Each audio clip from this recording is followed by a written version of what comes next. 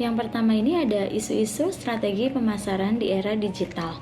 Hubungan dua arah dengan pelanggan lebih berharga daripada sekedar memberikan informasi kepada mereka. Melibatkan pelanggan dalam pengembangan perusahaan dapat membantu membangun loyalitas, meningkatkan kualitas produk dan layanan, serta merangsang inovasi. Ekspektasi pelanggan yaitu personalisasi, pengalaman digital interaktif, solusi sesuai kebutuhan. Selanjutnya ini ada prinsip baru pemasaran atau Paris, Guinan, dan Weinberg. Prinsip baru pemasaran ini terbagi menjadi 7. Yang pertama, bekerja sama dengan pelanggan bukan hanya berbicara. Yang kedua, beri alasan pelanggan untuk ikut serta. Yang ketiga, dengarkan dan terlibat dalam diskusi di luar platform sendiri. Yang keempat, ganti fokus menjual dengan menarik pelanggan. Yang kelima, biarkan percakapan online berkembang alami. Yang keenam, gunakan teach marketing expert atau teknologi marketing dan sosial. Yang ketujuh, manfaatkan pesan singkat dan chat untuk interaksi. Selanjutnya ini ada media beriklan di era digital. Generasi muda yaitu umur 18-27 tahun lebih banyak menghabiskan waktu online dibanding media tradisional.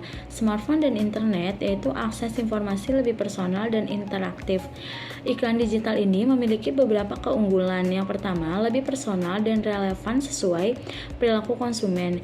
Yang kedua, bisa berinteraksi langsung dengan pelanggan seperti feedback, Q&A, dan komunitas. Yang ketiga, kinerja terukur seperti tampilan, interaktif, konversi, dan ROI. Dan yang terakhir ini ada adaptif terhadap tren dan cepat diperbarui. Media sosial yaitu platform utama membangun engagement dan segmentasi pasar. Keputusan pemasaran contohnya seperti saluran distribusi, iklan TV versus online, kebijakan harga, garansi, strategi kompensasi, tenaga penjualan, hingga platform digital yang dipilih. Purpose-based marketing. Pertama, fokus bukan hanya pada produk atau jasa, tetapi pada tujuan dan nilai-nilai yang lebih besar. Kedua, bertujuan membangun hubungan emosional dengan pelanggan. Yang ketiga, menunjukkan bagaimana brand memberikan dampak positif bagi masyarakat dan kehidupan konsumen.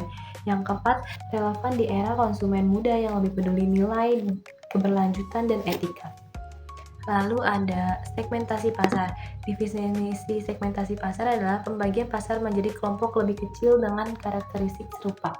Alasannya penting, segmentasi pasar yaitu membantu pengembangan pasar, produk, dan diversifikasi. Perusahaan kecil bisa bersaing dengan efisiensi, berpengaruh langsung pada bauran pemasaran, harga promosi, distribusi produk. Jadi segmentasi pasar ada dua, yaitu yang pertama static attribute segmentation. Yang pertama di dalamnya itu ada geografis dan demografis.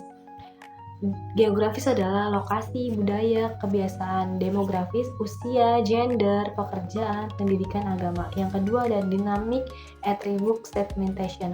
Di dalamnya ada psikografis dan perilaku. Psikografis yaitu gaya hidup, nilai, dan kepribadian. Perilaku ada loyalitas, penggunaan, respon, promosi. Strategi penetapan target pasar. Yang pertama ada undifferenced marketing. Satu strategi untuk semua segmen, jangkauan luas tapi kurang relevan bagi tiap kelompok. Yang kedua ada difference marketing, yaitu strategi berbeda untuk segmen berbeda, meningkatkan loyalitas dan nilai tambah. Yang ketiga ada concerted marketing, yaitu fokus pada segmen spesifik, efektif untuk perusahaan dengan sumber daya terbatas, membangun hubungan lebih dalam. Penetapan atau pemosisian produk. Pertama ada strategi untuk menanamkan citra dan peran produk dalam pikiran pelanggan. Kedua, dalam purpose-based marketing, penempatan memperkuat kaitan produk dengan tujuan dan nilai yang lebih besar, membangun hubungan emosional dengan pelanggan. Ketiga, segmentasi plus penetapan, yaitu pesan yang fokus dan citra produk yang kuat. Tahapan penempatan produk. Yang pertama, pilih kriteria kunci seperti atribut, keunggulan, dan nilai tambahnya. Ada diagram penempatan produk seperti peta 2 dimensi atau matriks. Lalu tetapkan produk pesaing seperti bandingkan posisi.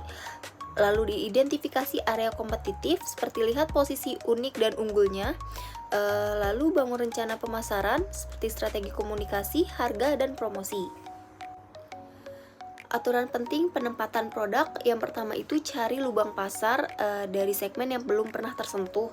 Ada yang kedua itu hindari posisi di tengah yang tidak jelas, jadi supaya tidak tertutup produknya, hindari di tengah yang tertutup produk lain. Yang ketiga itu jangan pakai strategi sama untuk segmen berbeda, jadi hindari strategi yang sama dari sebelumnya jadi untuk produk-produk berikutnya. Lalu yang keempat itu fokus pada niche atau relung kosong untuk mendapat peluang baru. Isu-isu keuangan dan akuntansi. Yang pertama, pelaporan keuangan. Laporan harus akurat dan tepat waktu seperti neraca, laba rugi, dan arus kasnya. Yang kedua, arus kas harus dikelola likuiditas agar operasi dan kewajiban terpenuhi.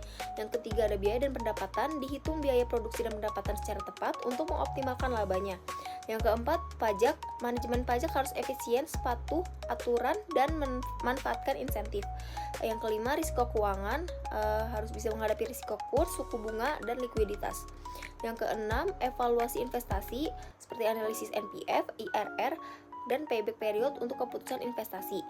Yang ketujuh itu audit kepatuhan.